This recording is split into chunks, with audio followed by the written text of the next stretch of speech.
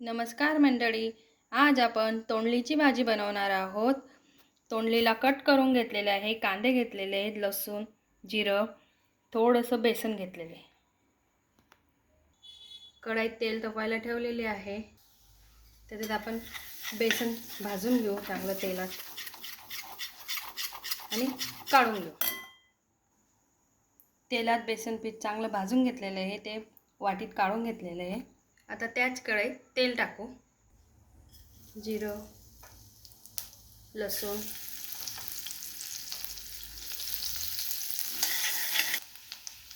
कांदे चांगले भाजून घेऊ. नमक. कांदे चांगले भाजलेले आहेत. आता तोंडली टाकून घेऊ. हे बघा, त्याच्यात परत थोडं नमक टाकू. अगोदर थोडं टाकलेलं आहे, थोडं आणि नमक टाकून शिजू दे. थोडं झाकण ठेवू,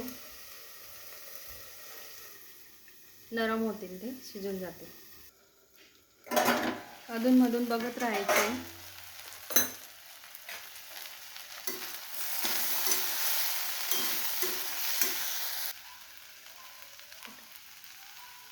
हळद टाकायची, चटणी,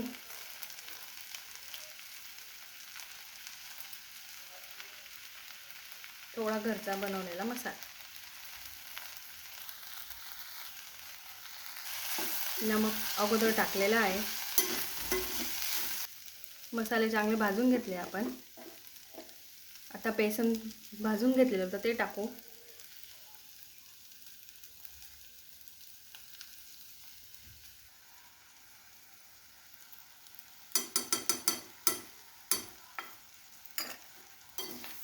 चांगलं मिक्स करून घ्यायचं. बघा, थोडं पाणी टाकायचं.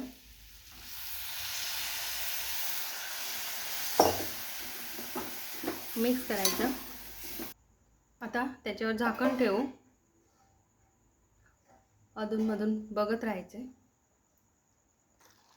हे बघा, भाजी आपली चांगली अशी शिजलेली आहे.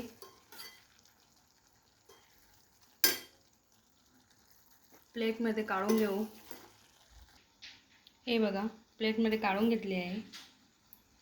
छान अशी शिजलेली आहे. आपण पाणी नाही पण टाकलं तरी चालतं, पाणी टाकून पण शिजवलं तरी चालतं. नमक तेलमध्ये चांगलं शिजू दिलं तर पाणी नाही पण टाकलं तरी चालेल.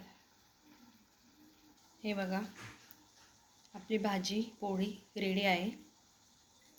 आवडली असेल तर कमेंट करा आणि सांगा कशी भाजी झाली. तुम्ही करून बघा. बाय.